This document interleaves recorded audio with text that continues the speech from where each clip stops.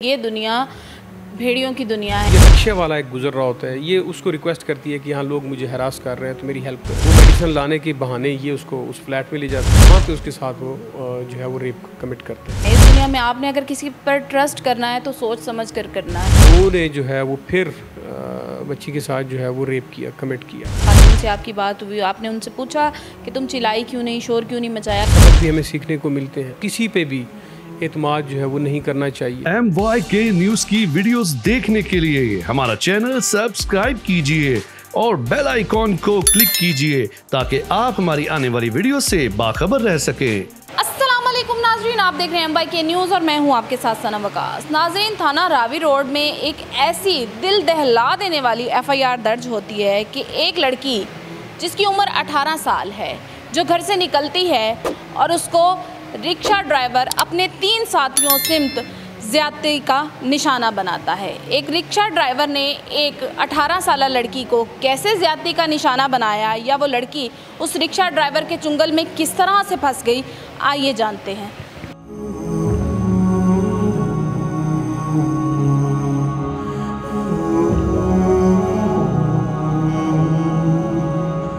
नाजरीन, ईशा जिसकी उम्र तकरीबन 18 साल थी, उसके साथ ये अफसोसनाक वाक़या पेश आया। मेरे साथ SP काजी अली साहब मौजूद हैं और इन्हीं से जानते हैं कि ये सारा वाक़या असल में था क्या। सर, ये क्या मामला पेश आया? जी थैंक यू वेरी मच। ये अनफॉर्चुनेट इंसिडेंट जी 7 तारीख से शुरू होता है। ईशा, जैसा कि आपने बताया, 18-19 साल उम्र है। ये सुबह 3 बजे अपने पेरेंट्स से लड़ाई करके घर से निकलती है और इनका घर बेसिकली शादरा टाउन के अंदर है। वहाँ से पैदल चलते चलते ये बत्ती चौक पे आ जाती है। यहाँ ये तकरीबन 4:30-5 बजे तक करीब पहुँचती हैं, सुबह अर्ली इन द मॉर्निंग। 7 तारीख की ये बात है। कोई लड़के इसको छेड़ते हैं, फिर ये रिक्शे वाला एक गुजर रहा होता है, ये उसको रिक्वेस्ट करती है कि हाँ लोग मुझे हरास कर रहे हैं तो मेरी हेल्प करें। रिक्शे वाला अपेरेंटली हेल्पफुल साबित होता है और वो इनको कहता है कि आपने किधर जाना है। ये बताती हैं कि मैंने अपनी बहन के घर जाना है, जिसका नंबर मुझे याद है लेकिन घर का एड्रेस नहीं पता।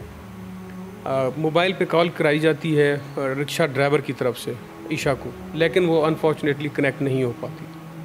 रिक्शा ड्राइवर उसको अपने साथ लेता है और ये उसको लेके घूमता रहता है। तकरीबन दिन 12-1 बजे अपने घर ले जाता है और वहाँ से खाना शाना खिलाने के बाद ये साथ ही गौशाला शफीकाबाद थाने के हदूद में एक फ़्लैट पे उसको ले जाता है, अपने दोस्त के फ़्लैट पे, जहाँ इसको कुछ मेडिसिन वो लाने को कहती है। उसका कोई हेडेक, सर में दर्द होता है, कोई तबीयत नासाज हो रही होती है लड़की की, और वो मेडिसिन लाने के बहाने ये उसको उस फ्लैट में ले जाता है और वहाँ पे उस मेडिसिन में कुछ मिला होता है या कोई इस किस्म की चीज़ जिसकी वजह से वो थोड़ी सी अनकॉन्शियस होती है, और वहाँ पे उसके साथ वो जो है वो रेप कमिट करते हैं। इस इंसिडेंट के बाद वो अपने 2 से 3 और दोस्तों को बुला लेते हैं और जगह चेंज होती है और किसी एक और फ्लैट पे उसी गौशाला और सराउंडिंग में उसको ले जाया जाता है। और वहाँ पे अनफॉर्चुनेटली बारी बारी वो 2 दोस्त जो और आए थे, 3 आए थे, उनमें से रिक्शा ड्राइवर के दोस्त? जी, रिक्शा ड्राइवर के जानने वाले जो थे, और उन 3 में से 2 ने जो है वो फिर बच्ची के साथ जो है वो रेप किया, कमिट किया। और इस तरीके से तकरीबन 7 तारीख को शाम 6 या 7 बजे उसको फिर वापस बंद चौक पे उसकी सिस्टर से रब्ता करा के छोड़ दिया जाता है। जब बच्ची अपनी बहन के पास पहुंचती है तो वो सारा इंसिडेंट जो है अपनी बहन को जो है वो नोटिस में देती है और मामला पुलिस के नोटिस में आता है। तो इमीडिएटली FIR जो है थाना शफीकाबाद में रजिस्टर की जाती है और पुलिस ने बैक ट्रैकिंग शुरू कर दी, क्योंकि बच्ची को अभी तक किसी बंदे का ना नाम जानती थी, ना उनका एड्रेस पता था। इसमें रिक्शा ड्राइवर, उसके दोस्त, वो भी शामिल। यहाँ पे एक बात भी ये भी बताता चलूँ कि बच्ची जो है वो मैरिड है और अरसा 1.5 साल पहले उसकी शादी हुई है और अपने मियाँ से नाराज़ होकर वो अपने पेरेंट्स के घर में आई हुई थी और पेरेंट्स से फिर नाचाकी पे ये घर से बाहर निकली थी। अल्हम्दुलिल्लाह पुलिस ने अगले 2 घंटे में बैक ट्रैकिंग करके कैमरों की मदद से ना सिर्फ रिक्शा ड्राइवर बल्कि उसके हमराही साथी जो हैं उनमें से 2 को पकड़ लिया है। 3 मुल्ज़मान अभी पुलिस के कब्ज़े में हैं, जिनके नाम बिलतरतीब रिक्शा ड्राइवर नदीम, उसका दोस्त जो है वो शाहजेब, और एक दूसरा दोस्त बेग जो है वो पुलिस की हिरासत में है।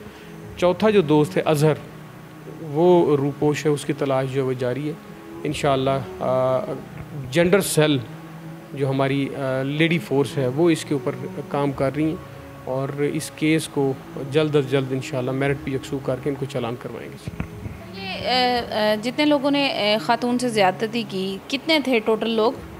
जी, रक्षा ड्राइवर उसके अलावा 3 और दोस्त थे। 4 लोग थे। जी 4 थे, 3 का अभी तक जो है वो एज़ पर द स्टेटमेंट उन्होंने ज़्यादती की है। जो चौथा लड़का है उसकी अभी तक जो है वो स्टेटमेंट में सामने नहीं आई, लेकिन तफ्तीश उस पर भी जारी है। जी सर, इन्वेस्टिगेशन हुई है, उन लोगों ने अपना जुर्म कबूल कर लिया है? जी बिल्कुल, उन्होंने अपना जुर्म बिल्कुल कबूल किया। जी तो ये जो FIR हुई है खातून के वालिद की मुद्दत में हुई, तो फैमिली का क्या रिएक्शन था, या वो लड़की अब किस हालत में है? She is okay, medically she is okay. एक अनफॉर्चुनेट इंसिडेंट है और इससे कुछ जो है वो सबक भी हमें सीखने को मिलते हैं कि इतनी लेट नाइट जो है वो हमें बाहर नहीं आना चाहिए और किसी पे भी एतमाद जो है वो नहीं करना चाहिए। और अगर कोई ऐसा इंसिडेंट हो रहा है आपके साथ तो फ़ौरन वहाँ पे आपको शोर मचाना चाहिए और साथ वाले लोगों को शामिल करना चाहिए कि हेल्प के लिए बुलाना चाहिए। अगर एक्सेस है 15 की कॉल करनी चाहिए, कि पुलिस 24 घंटे जो है अवेलेबल है और पुलिस जो है फ़ौरन प्रॉम्प्ट रिस्पॉन्स करती है। तो अनफॉर्चुनेटली मेरे ख़्याल में जिस तरीके से ये हुआ, this is very unfortunate. Sir, एक बात मुझे सिर्फ थोड़ी सी आप लास्ट पे क्लियर कर दें कि ये खातून पढ़ी लिखी थी, और अगर ये पढ़ी लिखी थी तो ये मतलब इनके पास मोबाइल नहीं था, इन्होंने कोई अपने बचाव के लिए कोई तरीक़ेकार इस्तेमाल नहीं किया। खातून से आपकी बात हुई, आपने उनसे पूछा कि तुम चिल्लाई क्यों नहीं, शोर क्यों नहीं मचाया, क्या इशू तुम्हारे साथ आया कि तुम चुप करके एक अननोन बंदा जिसको जानती भी नहीं, रिक्शा ड्राइवर, उसके साथ बैठी रही? जी देखिए, रिक्शा ड्राइवर ने पहले तो उसको एज ए सेवियर सामने आया। जब बत्ती चौक पे वो खड़ी थी तो कुछ लोगों ने छेड़ने की कोशिश की, तो रिक्शा ड्राइवर केम फॉरवर्ड और उसने इसको बचाया और एतमाद हासिल किया और फिर अपने घर ले गया। जब घर से दिन 12 बजे वापस जब लेके आता है और किसी फ्लैट पे लेके जाता है, तब वहाँ से उसको जो मेडिसिन दी और जो उसने जो है अपना असर, जो मैं कहूँगा जो चेहरा है वो दिखाना शुरू किया, उसके बाद तो she was at there disposal. वो तो उनके फिर निर्गे में ही थी। फिर उसके दोस्त आ गए, फिर वो उस तरीके से बारी बारी जाति का निशाना बनाया। तब तक इट वाज टू लेट कि वो रिएक्ट कर सकती। उससे पहले वो बिल्कुल he was okay, he was helping hand. वो कॉल भी करा रहा है अपने मोबाइल से और ट्राई भी कर रहा है उसकी बहन का घर ढूंढने में। तो उसके बाद फिर उसने रिसीव किया और अनफॉर्चुनेट इंसिडेंट जिस तरीके से हुआ वो हुआ। जी पहले तो उसके लिए वो मसीहा बन के साबित हुआ ना, कि उसको वो जी ऐसे ही। नाज़रीन, ईशा की कहानी सुनकर आप सबको भी इस चीज़ का यकीन हो गया होगा कि घर से अगर आप निकलते हैं तो आप सोच कर निकलें कि ये दुनिया भेड़ियों की दुनिया है। इस दुनिया में आपने अगर किसी पर ट्रस्ट करना है तो सोच समझ कर करना है। बज़ाहिर कुछ और नज़र आता है और बिहाइंड द सीन लोगों के चेहरे कुछ और होते हैं। अपनी और अपने घर वालों की इज़्ज़त की हिफाजत करने के लिए तमाम लड़कियों पर फ़र्ज़ है कि किसी भी अनजान आदमी पर ट्रस्ट करने से पहले एक बार थोड़ा सा सोच लें कि क्या इस दुनिया में अब लोग काबिल एतबार रह गए हैं।